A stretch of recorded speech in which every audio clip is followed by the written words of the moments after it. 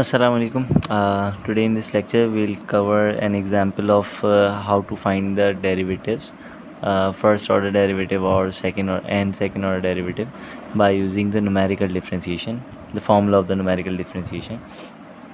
Now look into this question as you have to find the first two derivatives. First two derivative means you have to find the dy by dx. Simple. The first derivative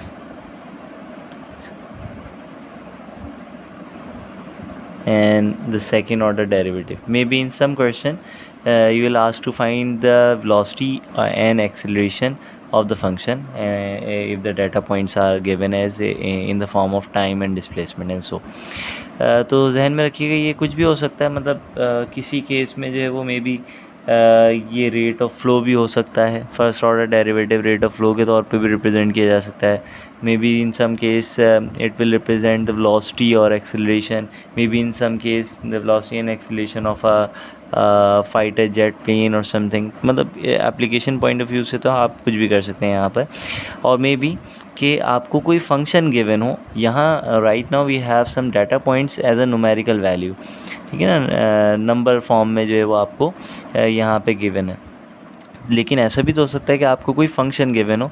तो अगर आपको कोई function given होगा तो आप पहले उस function को कन्वर्ट करेंगे इन न्यूमेरिकल वैल्यूज़ के अंदर.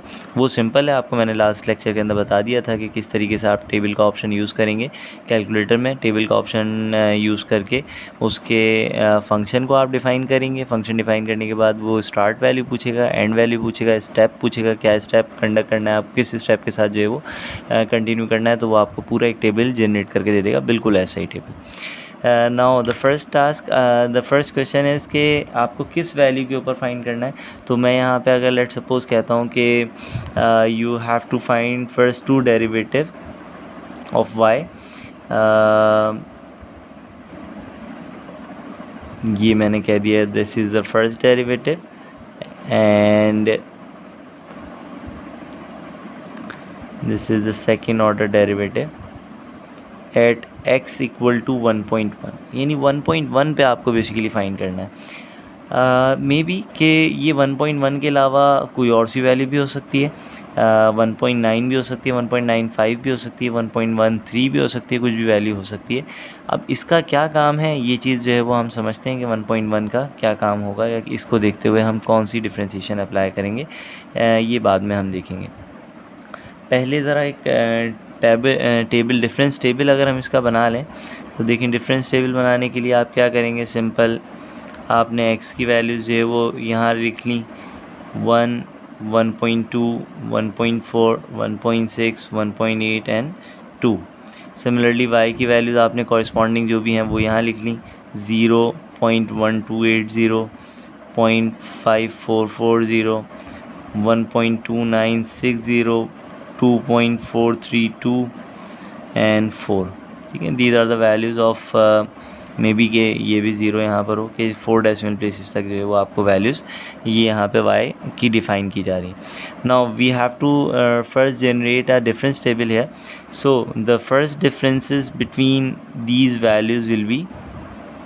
ना अगर फर्स्ट डिफरेंस की बात करें तो देखिए आपको करना क्या है कि 0.1280 माइनस 0 करना है. लेकिन हम इसको ज़रा सा कैलकुलेटेड फॉर्म के अंदर करेंगे, यानी बाय यूजिंग द कैलकुलेटर हम इसको जो है वो कंप्लीट करेंगे. तो बाय यूजिंग कैलकुलेटर अगर मैं बात करता हूँ तो देखिए आप कैलकुलेटर के अंदर सिंपली अपने पास फार्मूला इस तरह सेट कर लें कि b माइनस a. ठीक है, इससे जो है वो अगर नेगेटिव माइनस प्लस की मिस्टेक अगर आप कॉमनली अगर आप कर रहे हैं तो वो नहीं होगी. अब देखिए b का मतलब क्या है कि सेकंड वैल्यू जो कि यहाँ पे दी हुई है इस तरह 0.1280, और a का मतलब ये होगा कि आपकी फ़र्स्ट वैल्यू जो कि उससे पहले प्रीवियस वैल्यू आपके पास जो भी मौजूद है वो. हम कैलक का बटन प्रेस करेंगे. कैलक के बटन प्रेस करने पे वो आपसे b की वैल्यू पूछ रहा है. तो b की वैल्यू फ़िलहाल है हमारे पास 0.1280, और अब वो a की वैल्यू भी पूछेगा तो ऑफकोर्स 0 है. ज़ाहिर है ये कैलकुलेशन बड़ी सिंपल सी थी तो सेम आंसर ही आना है इसका. तो फर्स्ट डिफरेंस के अंदर 0.1280। लेकिन सेकंड कैलकुलेशन के लिए हम क्या करेंगे कि सेम यही चीज़ आप कैलकुलेट बटन अगेन प्रेस करेंगे, बी की वैल्यू हो जाएगी 0.5440 और ए की वैल्यू आपके पास होगी 0.1280। तो यहाँ पर जो है वो इसका डिफरेंस आ जाएगा 0.4160। सिमिलरली अगेन जो है वो हम यही वर्किंग करते हैं 1.2960 माइनस नहीं एंड 0.5440 ए की वैल्यू जो है वो अब ये होगी। तो आपके पास आंसर आ गया 0.7520। इसी तरीके से कैलकुलेट बटन अगर अगेन प्रेस करें तो आपके पास जो है वो है वैल्यू 2.4320 बी की और ए की वैल्यू 1.2960। तो इसकी मदद से आपने एक और वैल्यू वैल्यूएट कर ली, एक और डिफरेंस 1.1360 ये आपके पास आ गया। कैलकुलेट बटन अगेन प्रेस करेंगे, बी की वैल्यू 4 है और ए की वैल्यू है 2.4320। ठीक है, तो फाइनली आपके पास ये एक और डिफरेंस आ गया 1.5680। ये डिफरेंस जो है हमारे पास इस तरह से आ रहा है। अच्छा, सेम इसी तरीके से हम सेकंड डिफरेंसेस जो है वो इवैल्यूएट करते हैं। सेकंड डिफरेंसेस, अच्छा राइट नाउ मैं ये नहीं कह रहा हम फॉरवर्ड डिफरेंस अप्लाई कर रहे हैं, बैकवर्ड डिफरेंस अप्लाई कर रहे हैं या क्या अप्लाई कर रहे हैं। डिफरेंसेस या डिफरेंस टेबल तो हमेशा चाहे कुछ भी कर लें, इसी प्रोसेस से जो है वो आप इवैल्यूएट करेंगे। तो सेकंड डिफरेंस इवैल्यूएट करते हैं। अगेन बी की वैल्यू कैलकुलेट बटन प्रेस करेंगे तो आपके पास है 0.4160 और ए की वैल्यू है 0.1280। तो यहाँ से आपके पास एक और डिफरेंस आ गया 0.2880। नाउ सेकेंड एक और कैलकुलेट बटन प्रेस करते हैं, ये हो जाएगा 0.7520 और ए की वैल्यू है 0.4160। तो यहाँ पर जो है वो आपके पास आ जाएगा 0.3360। ठीक है, और इसी तरीके से कैलकुलेट बटन प्रेस करेंगे तो ये हो जाएगा 1.1360 एंड ए की वैल्यू है 0.7520। तो यहाँ पे हो जाएगा 0.3840। ये आ गया इसका एक और difference. Similarly again calculate button press करेंगे 1.5680 एंड 1.1360। ठीक है, तो ये आ गया आपके पास 0.4320।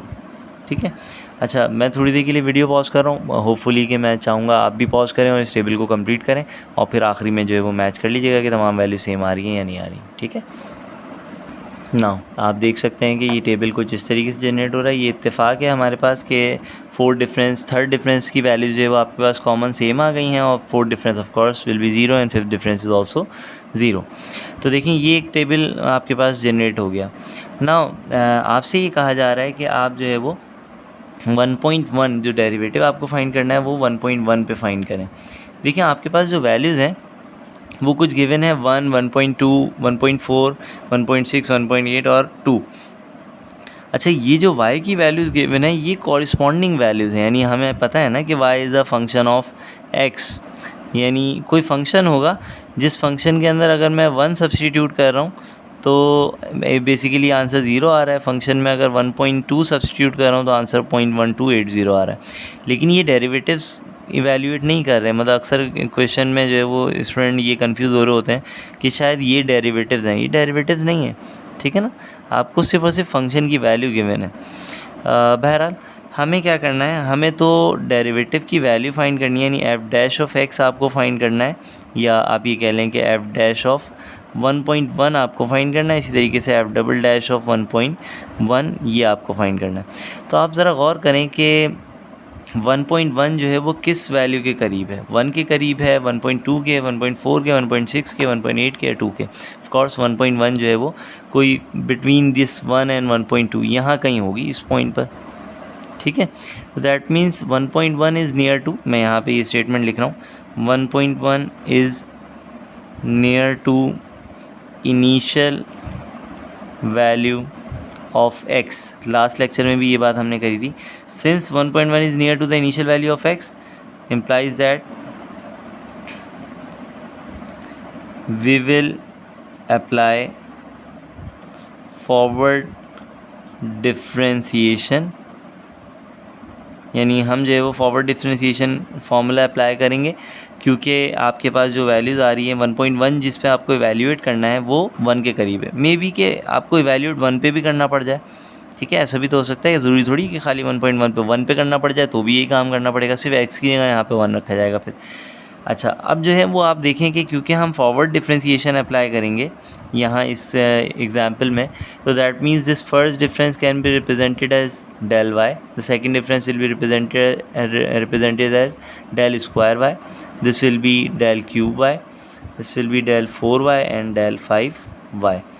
Now remember that since we are using the forward differentiation, that means this table is basically now becomes a forward difference table if we highlight the main leading diagonal of this table. ठीक है, although we will use only these values 1 2 3 and 5, these values, but I also highlight 1 and 0 because the value of this x indices as x naught, ठीक है, and this y is indices as y naught, and this will be now ये जो है वो क्या होगा आपके पास, this value is basically refer to del y naught, ठीक है ना, क्योंकि फॉरवर्ड डिफ्रेंशिएशन है, आपको मालूम है कि हमें इंडेक्सिंग कुछ इस डायरेक्शन में करनी होगी, तो y नॉट से स्टार्ट करेंगे, ये del y1 है, del y2 है, del y3 है, del y4 है, लेकिन हमें इन वैल्यूज़ का कोई काम नहीं है सिवाय इसके कि ये वैल्यूज़ हमारी नेक्स्ट वैल्यूज़ इवेल्यूएट करने के काम आई थी, ठीक है। सिमिलरली क्योंकि ये सेकेंड डिफरेंस है आपके पास, तो इस सेकेंड डिफरेंस को आप कह सकते हैं this is basically del square y not, this is del cube y not, this is del 4y not and this will B del 5y not, ठीक है।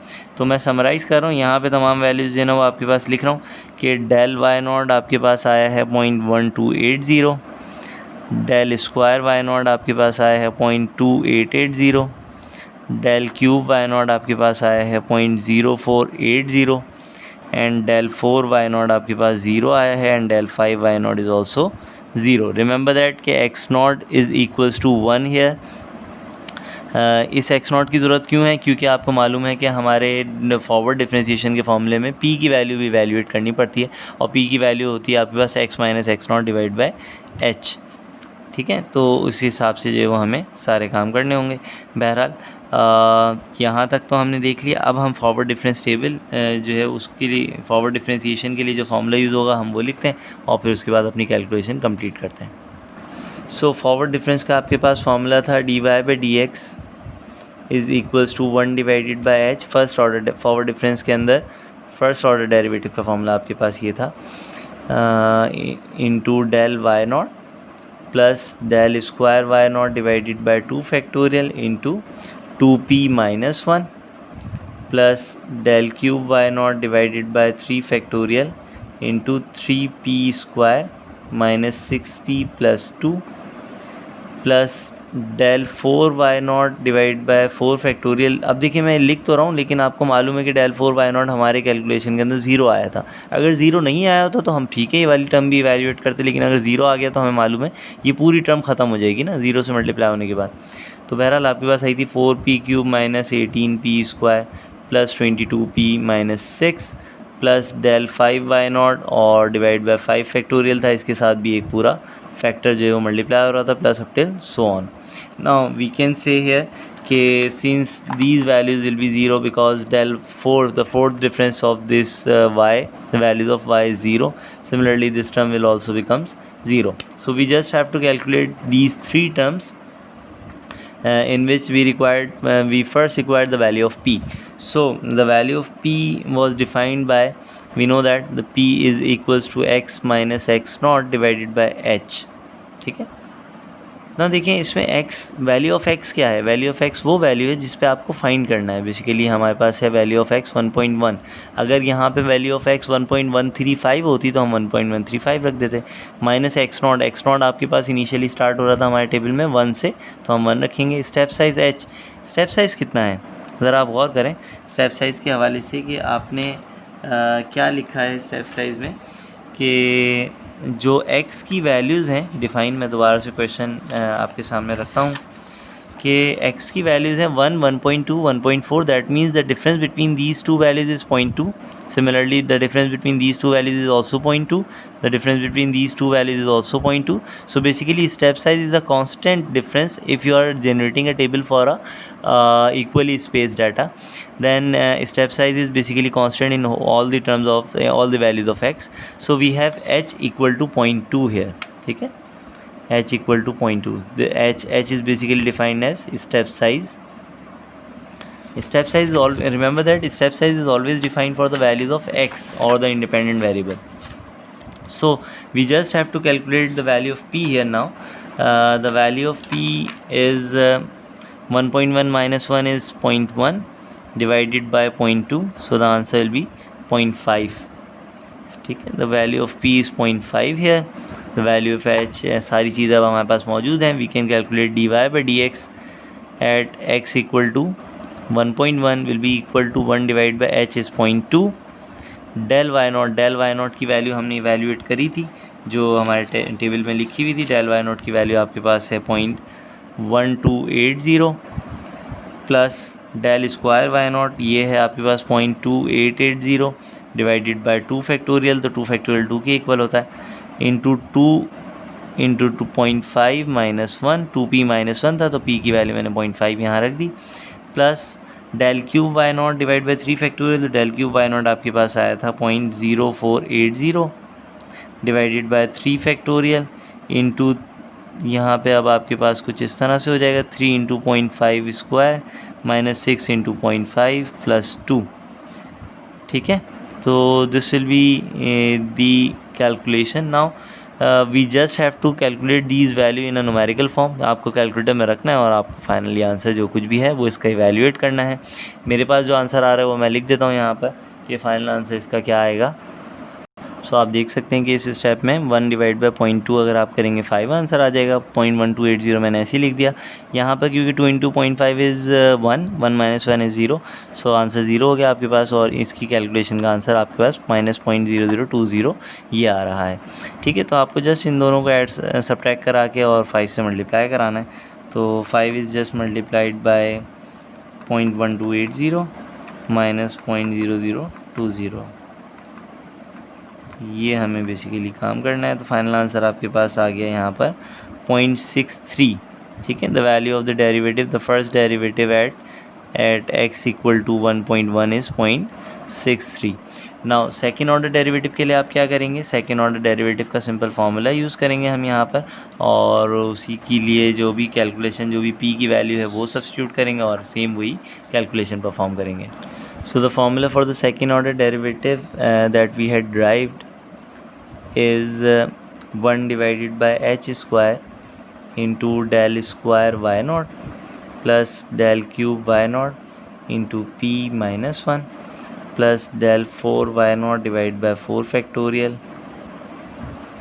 into 12p square and so जो भी है आपके पास. आपका फॉर्मूला पहले लिखा हुआ है, प्लस del 5 भी था आपके पास, लेकिन आपको मालूम है क्योंकि मैं इसलिए नहीं लिख रहा यहाँ पे क्योंकि मुझे पता है डेल पावर फोर्थ डिफरेंस जो है वो आपके पास वो 0 है, फिफ्थ डिफरेंस 0 है. लेकिन अगर टेबलर फॉर्म में आपके पास ये नहीं होगा, 0 नहीं हो, तो आपको जो है वो ये complete question del 4 y not और del 5 y नॉट वाली टर्म तक कंप्लीट करना है लाजमी हर हाल में. ठीक है, तो बहरहाल हमारे पास सिंपल यही है. यहाँ पे हम वैल्यूज़ रखते हैं. 1 डिवाइड बाय 0.2 स्क्वायर हो जाएगा. डेल स्क्वायर वाई नॉट आपके पास डायरेक्टली आया था 0.2880 plus del cube y naught आया था आपके पास 0.0480 इंटू p माइनस 1. p की वैल्यू आपके पास आई थी, मैं थोड़ा सा जो है वो भूल रहा हूँ, देख लेता हूँ. p की वैल्यू आपके पास थी 0.5. ठीक, 0.5 माइनस 1. तो हमें सिंपली ये कैलकुलेशन परफॉर्म करनी है, फाइनल आंसर आपके पास आ जाएगा. तो इस कैलकुलेशन को परफॉर्म कर लेते हैं. ये हो जाएगा 0.2880 प्लस 0.0480 इंटू ये हो जाएगा -0.5. ठीक है, 0.5 minus 1 is -0.5. So the answer inside the bracket is 0.2640 that will be multiplied by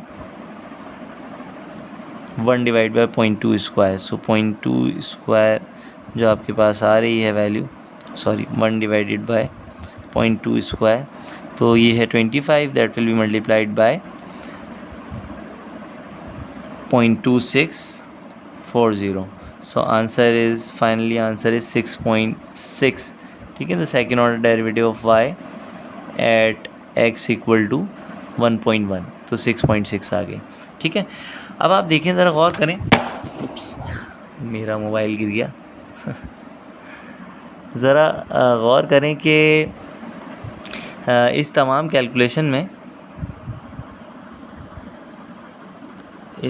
calculation के अंदर हमारे पास क्योंकि x की वैल्यू वो 1.1 थी, that is near to the initial value, ठीक है ना, इनिशियल वैल्यू के करीब थी यहाँ पर ना 1.1, यानी इनिशियल वैल्यू आपके पास बेसिकली क्या थी, x0 इक्वल टू 1।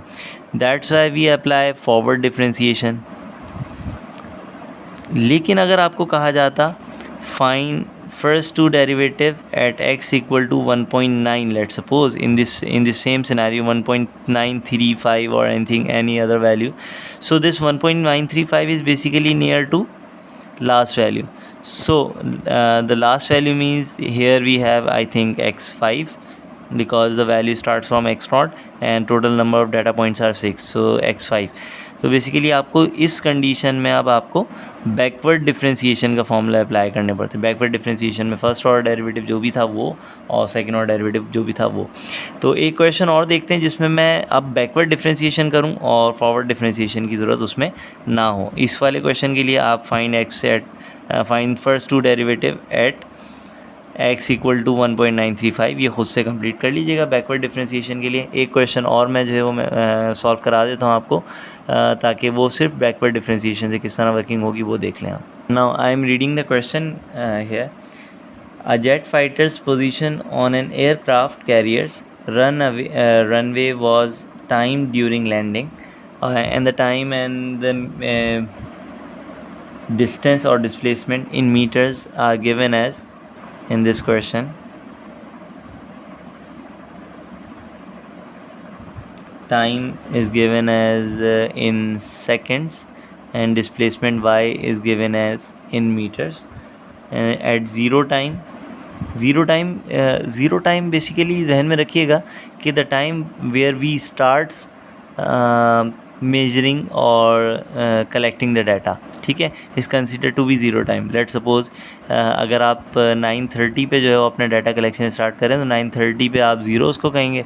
9:35 पे आपने सेकंड डाटा पॉइंट कलेक्ट किया है तो आप उसे 5 कह देंगे, 0.5, ठीक है। तो इस तरीके से हुआ करता है ज़ीरो। सो बेसिकली इस पे आपके पास है 1.53 मीटर, 0.52 सेकेंड्स में है 185 मीटर्स, 1.04 में है 210 मीटर्स, सिमिलरली 1.56 सेकेंड पे है 249 मीटर्स एंड 2.08 पे है आपके पास 261 मीटर्स, ठीक है। तो ये वैल्यूज़ आपके पास गिवन है। तो आप देख सकते हैं इसमें सिर्फ 5 डाटा पॉइंट है। 5 डाटा पॉइंट मीन से फाइनली आपके पास 4 differences, first difference, second difference, third difference and 4 difference, इसका टेबल इस तरह बनेगा। आगे कहा जा रहा है where y is the position from the end of the carrier, find velocity and acceleration by using backward differentiation formula. अच्छा, यहाँ पे इन्होंने बता दिया कि बैकवर्ड डिफरेंशिएशन फार्मूला को यूज़ करते हुए आपको वर्किंग करनी है, लेकिन ये ज़रूरी नहीं है कि क्वेश्चन में बताया जाए कि बैकवर्ड डिफरेंस फार्मूला को यूज़ करना है आपको, ठीक है। तो सिंपली ये क्या है, आपको क्या करना है कि differentiation velocity and acceleration find करनी है आपको। You have to find the velocity and acceleration at, यहाँ पे टाइम बता रहे हैं, टाइम इज़ इक्वल्स टू 1.592, ठीक है, 1.592 सेकेंड्स। तो 1.592 सेकेंड्स पे जो है वो आपको फाइंड करना है। सो आप देखिए इसमें गौर करें अगर ज़रा, तो 1.592 is near to basically the end value of the table. Maybe we can also apply central difference here because 1.592 no central difference is not will not be applicable. Actually remember that point, when I am saying applicable, that means we have to find the optimized value, most accurate value that we can find, ठीक है। तो most accurate value तो center से नहीं आएगी यहाँ पे, because this value is near to the last value. इन दो वैल्यूज़ के दरमियान में कोई एक वैल्यू है यहाँ पर, ठीक है। तो basically 1.59 is approximately equal to 1.6 u में से। इसको थोड़ा सा हम टाइम को और ज़्यादा एक्सटेंड कर लेते हैं। क्योंकि बुक के अंदर तो बहुत सारे इसके पार्ट हैं कि सेंट्रल डिफरेंस से अलग करना है, बैकवर्ड से किसी और वैल्यू पे करना है, फिर बैकवर्ड से किसी और वैल्यू पे करना है। तो मैं एक और वैल्यू देख लेता हूँ बुक में कौन सी गिवन है इसके अलावा कोई सा पार्ट जो गिवन हो। ठीक है, तो ये बेसिकली है आपके पास 1 पॉइंट, इसको मैं क्रॉस कर रहा हूँ, आपके पास है टाइम इक्वल टू 1.98 सेकेंड। तो 1.98 सेकेंड पे भी आपको वही बैकवर्ड डिफरेंस टेबल बनाना होगा और बैकवर्ड डिफरेंस टेबल के थ्रू ही सारी वर्किंग करनी होगी। तो बहरहाल जहन में रखिएगा वेलोसिटी मीन, ये तो इट्स वेरी कॉमन कि velocity is basically refer to the first order derivative. That means we have to find the dy by dt here, not x here, because we have the variable time t here at t equal to 1.98. Similarly, we have to find the acceleration, that means the second order derivative of y with respect to t here at same time equal to 1.98 seconds. Now for this we first have to generate a difference table. तो मैं difference table जो है वो अपने पास video pause करके जो है वो जनरेट कर रहा हूँ। आपसे मैं रिक्वेस्ट करूँगा अगेन, अगर आपको अपनी प्रैक्टिस अच्छी करनी है तो आप लोग भी वीडियो पॉज करें और उसके बाद ये डिफरेंस टेबल अपना यहाँ पर बनाएं और फिर उसके बाद जो है वो मैच कर लीजिएगा भले से। So finally I generate this difference table. Remember that कि मैंने इस डिफरेंस टेबल में जो फर्स्ट डिफरेंस की जगह साइन यूज़ किया है वो बैकवर्ड डिफरेंस का ही यूज़ किया है जानबूझ के, सिंस हमें मालूम है कि 1.98 is near to the last value of the time, और the last value of the independent variable. So we know that कि यहाँ पे हमें बैकवर्ड डिफरेंस ही अप्लाई करना है। बैकवर्ड डिफरेंस के अंदर इंडेक्सिंग क्योंकि आपको मालूम है कुछ इस तरह से होती है कि ये अगर x0 है, ये x1 है, x2 है, x3 है, x4 है, तो दैट मीन्स कि ये y4 होगा। ठीक है, तो हमें मालूम है कि हम यूज़ तो यही वैल्यू करेंगे जो कि बैकवर्ड डायगोनल के अंदर हैं, लेकिन इंडेक्सिंग में ये जो है वो बेसिकली रेफ़र होगा डेल y4 के। ठीक है, yn आमतौर पे फॉर्मूले में तो डेल yn मिलेगा आपको, लेकिन डेल y4 के तौर पे हम इसको इस्तेमाल करेंगे। This will be second order of del square y4। ठीक है ना, इंडेक्सिंग ये होगी 4 3 2 1 4 3 2 4 3 4। ठीक है, तो ये हो जाएगा del cube y4 and this is finally del 4 y4। अब मैं अगर लिखना चाहूँ तो अब यहाँ लिख सकते हैं हम कि x4 is basically equal to 2.08 and y4 is basically equal to 261, corresponding values that are given here in the table.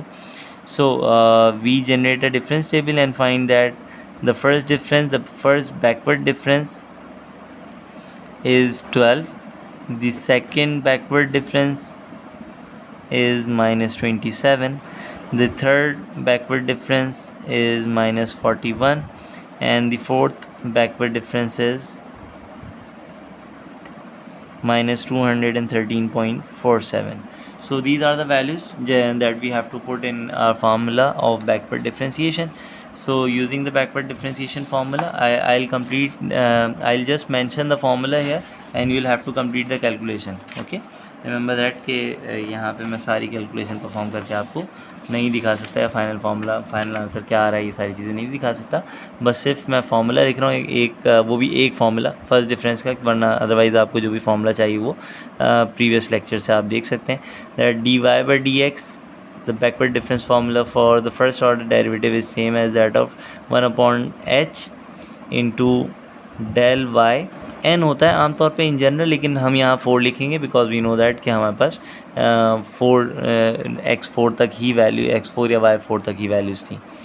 तो बहरहाल ये हो जाएगा plus del square y4 divided by 2 factorial, और हमें मालूम है कि यहाँ पे हो जाएगा 2p + 1। ठीक है, लास्ट लेक्चर में मैंने बता दिया था कि इसके अंदर जो भी जितने भी सिंबल हैं या 2p - 1 के बजाय, जैसे फॉरवर्ड अगर होता 2p - 1 होता, बैकवर्ड होता तो सारे प्लस में आ जाएंगे। ठीक है, तो बहरहाल लास्ट लेक्चर में हम ये तमाम बातें डिस्कस कर चुके थे।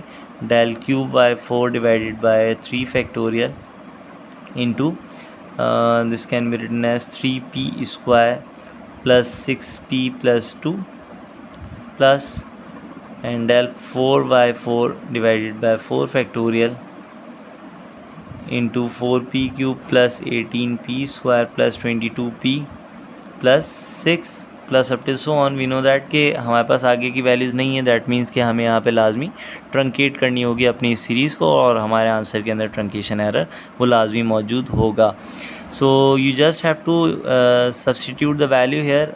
The value of the h is the difference between two values of the x. The first value of x, maybe you can say any value of x you can take. The last value may be 2.08 minus 1.56, so this value is 0.52. remember that कि ये भी check करना अब आपका काम होगा कि आपके पास जो वैल्यूज़ हैं वो इक्वली स्पेस हैं कि नहीं। तो दो डिफरेंस लेके देख लें, मैंने लास्ट टू वैल्यूज़ का ले लिया, इसी तरीके से दो मिडिल वैल्यूज़ को भी लेके देख लेते हैं। 1.04 माइनस 0.52 अगर आप सब्ट्रैक्ट कराएं तो आपके पास सेम वही डिफरेंस आ रहा है 0.52।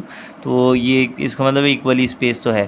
तो h की वैल्यू क्या है बेसिकली 0.52। p की वैल्यू का p का फॉर्मूला बैकवर्ड के लिए क्या होगा, p का फॉर्मूला था x minus xn divided by h। So xn basically here as x4 divided by h आपके पास जो भी है वो लिखेंगे। x की वैल्यू आपके पास है जिस पे आपको फाइंड करना है, सॉरी यहाँ x तो नहीं होगा, ठीक है, यहाँ x तो नहीं होगा, यहाँ t होगा, ठीक है। तो अपने फार्मूला में ये ज़रा करेक्शन कर लीजिएगा कि ये हमारे पास हो जाएगा t minus t n divided by h, और we'll have the formula in t form t minus t4 divided by h। So the value of t is the value where we have to find the derivative 1.98 minus t4 is basically 2.08 divided by h is 0.52, ठीक है। 0.52 आपके पास आ गया। अब देखिए यहाँ हो सकता है आप कहेंगे यहाँ p की वैल्यू तो नेगेटिव आएगी, तो आने दें, जो वैल्यू आएगी हम वही लेंगे, ज़ाहिर है इसको चेंज तो कर नहीं सकते। अक्सर स्टूडेंट क्लास के दौरान जो है वो ये मुझसे क्वेश्चन पूछते हैं कि सर p की वैल्यू नेगेटिव आ गई अब क्या करें, तो आने दें भाई, जो वैल्यू आ रही है वही हम लिखेंगे यहाँ पर। तो p की वैल्यू आ रही है माइनस 0.1923। तो हमें क्या करना है basically, value of p, value of h, और ये तमाम वैल्यूज़ मैं पहले ही जो इससे पहले वाला पेज था उस पर लिख चुका था। तमाम वैल्यूज़ उठा के बस सब्स्टिट्यूट करना है और कैलकुलेट करना है। फर्स्ट ऑर्डर डेरिवेटिव भी, इसी तरीके से सेकंड ऑर्डर डेरिवेटिव भी आपको कैलकुलेट करना है। फॉर्मूला आप पीछे वाले प्रीवियस लेक्चर से देख सकते हैं। So this is all in this lecture, thank you so much. हमने एक क्वेश्चन जो है वो फॉरवर्ड से कंप्लीट किया, एक क्वेश्चन बैकवर्ड से कंप्लीट किया। होपफुली नेक्स्ट लेक्चर के अंदर हम सेंट्रल डिफ्रेंशिएशन से एक क्वेश्चन सॉल्व करेंगे, और फिर उसके बाद हम न्यूमेरिकल इंटीग्रेशन की तरफ चले जाएंगे। थैंक यू सो मच, अल्लाह हाफ़िज़।